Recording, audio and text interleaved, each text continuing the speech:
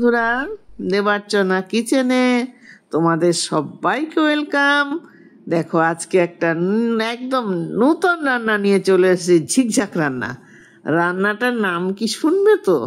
এই শোনা, রান্নাটার নাম কি যেন শিখিয়ে দিয়েছিলে? চিকেন টিক্কা বাটার মশলা, তাই তো?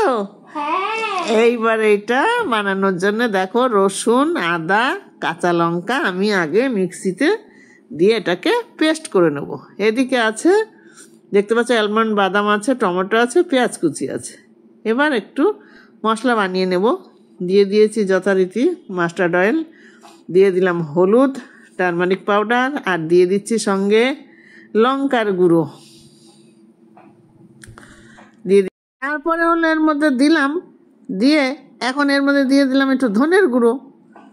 এবার দিয়ে দেবো একটু জিরের গুঁড়ো। হ্যাঁ, এইবার দিয়ে দিচ্ছি একটু কসুরি মেথি, হাত দিয়ে ডলে ডলে মশলায় দিয়ে দিলাম ওর মধ্যে। হ্যাঁ, দিয়ে এখন কি করব, দিয়ে দেবো কিন্তু বিট লবণ, এমনি লবণ না, বিট লবণ।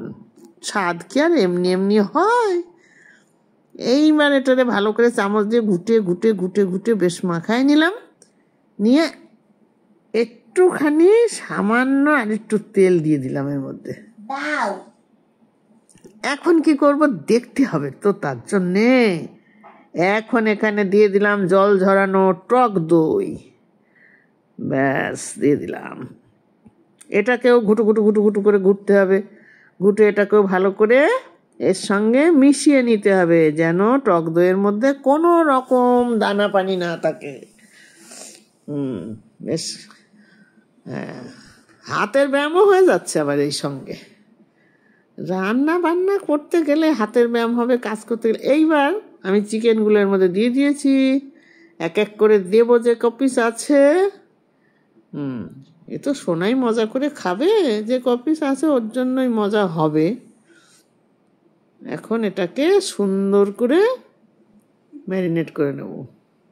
বেশ মাখু মাখু মাখু মাখু করে মশলা ওর গায়ে ভালো মতন মাখিয়ে জাকিয়ে রাখতে হবে। মেখে নিই ভালো করে।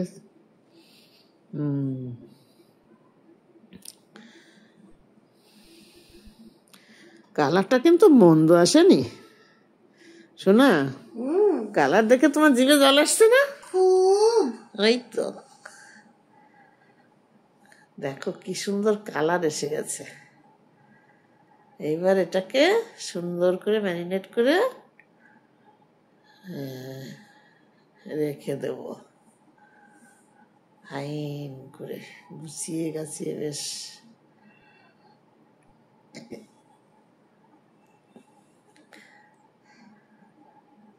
ব্যাস থাকলো। এইবার নতুন আবার আর একটা কায়দা করি, চলো যাই। কি করি এখন, ঢাকা দিয়ে রেখে দিয়ে এটাকে উনুনে বসিয়ে দিলাম একটা কড়াই। কড়াইটা কিন্তু বন্ধুরা দেখতে পাচ্ছ লোহার কড়াই, কিন্তু তোমরা বুঝতে পারবে না, এত সুন্দর মাজা, রূপোর মতো ঝকঝক ঝকঝক করছে।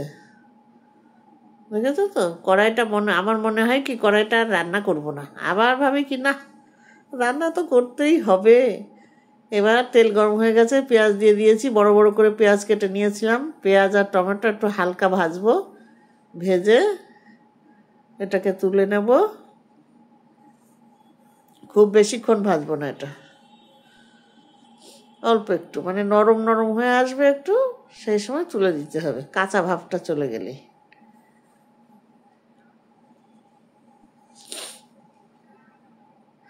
এবার এর মধ্যে দিয়ে দিলাম আলমন্ড বাদাম। আমার ঘরে কাজু বাদাম ছিল না, তাই তো দিতে পারিনি। তোমরা কাজু দিও, আর যদি না থাকে চীনা বাদামও দিতে পারো, তাতেও অসুবিধা নেই। বাদাম দিতে হবে একটা। এগুলোকে নাড়াচাড়া করে নিয়ে আমি মিক্সিতে তুলে নিলাম। এখনো মিক্সিতে দেইনি, থালাই দিলাম। ঠান্ডা হলে, এবার ঠান্ডা হয়ে গেছে, দিয়ে দিলাম মিক্সিতে। আর একটু ঠান্ডা হলে পেস্ট করব, বেশি গরম গরম পেস্ট করবে না। এবার কড়াইতে তেল দিয়ে যে ম্যারিনেট করে রেখেছিলাম চিকেনগুলো, আমি একটু মানে লাল লাল করে ভেজে নেব।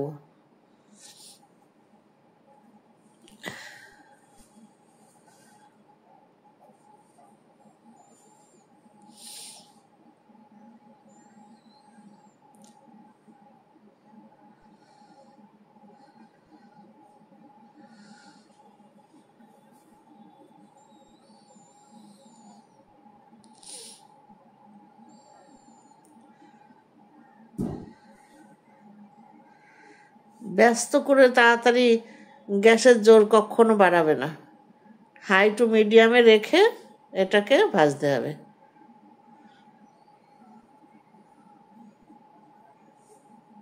আমি কিন্তু তেল দিয়েছি একদম অল্প একটু, কত তেল ছেড়েছে মাংসের গা দিয়ে দেখতে পাচ্ছ। দই দেওয়া ছিল তো, তুমি বোঝো না? দই তো দিয়েছি শোনা, দইয়ের তো একটা আছে, এছাড়া মাংসের মধ্যে তেল থাকে, তুমি বোঝো না কিছু না। আমাদের গায়েও কত তেল আছে জানো তা? এই তো এইভাবে চিকেনগুলো আমি একটুখানি রং যেই ধরছে সেই তুলে নিচ্ছি। সবগুলো ভেজে নিয়েছি। কড়াইটা আমি আবার ধুয়ে নিলাম পরিষ্কার করে, নিয়ে এর মধ্যে সামান্য একটু দিয়ে দিলাম জিরে,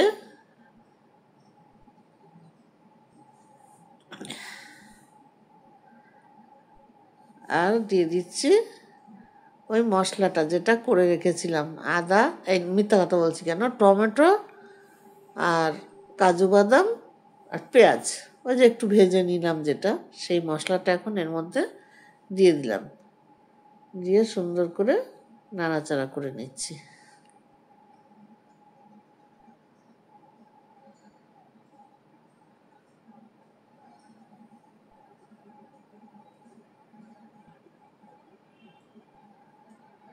অনেকে কালো কড়াইতে রান্না করে, রান্না কি বিশ্রী কালো হয় দেখলেই ঘেন্না করে।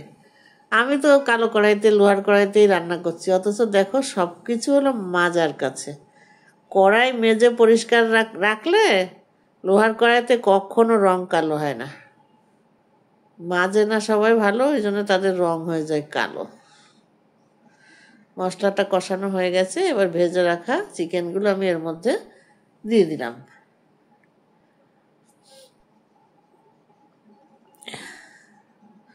দিয়ে এটাকে একসঙ্গে করে আবার আর একটু নাড়াচাড়া করে দেবো।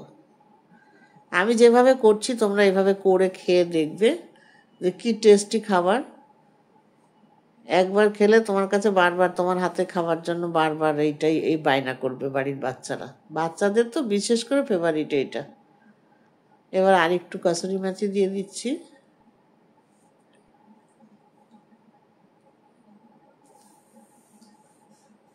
এবার ওই যে থালাটায় ভেজে রেখেছিলাম ওই থালাটা ধুয়ে একটু জল দিয়ে দিচ্ছি, কারণ ঝোল তো একটু রাখাই লাগবে। এটা তোমরা পরোটা দিয়ে খেতে পারো, লুচি দিয়ে খেতে পারো, ভাত দিয়ে খেতে পারো, রুটি দিয়ে খেতে পারো, কোনো অসুবিধা নেই, যা খুশি তোমরা তাই দিয়েই খেতে পারবে। সোনা এখন রাতের বেলা একটু রুটি দিয়ে খাবে, আবার কালকের জন্য থাকবে, কালকে একটু ভাত দিয়ে খাবে। এবার একটুখানি লবণ দিয়ে দিলাম, আর দিয়ে দিলাম একটু বাটার। খুব সুন্দর হবে। সেন্টটা বেরোচ্ছে কেমন দারুণ, খুব সুন্দর একটা ফ্লেভার আসছে বন্ধুরা। বাটার কিন্তু আমি বেশি দেইনি, অল্পই দিয়েছি বাটার।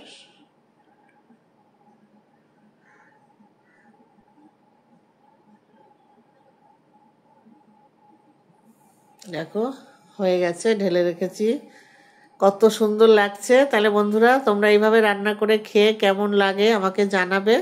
আর এই রেসিপিটা যদি ভালো লাগে তোমরা লাইক, শেয়ার, কমেন্টস করতে ভুলবে না, সাবস্ক্রাইব করবে, অবশ্যই অবশ্যই খেয়ে দেখবে, তাহলে আমি বেশি খুশি হব। আজকের মতো তাহলে এখানে রাখি, তোমরা ভালো থাকো, টাটা।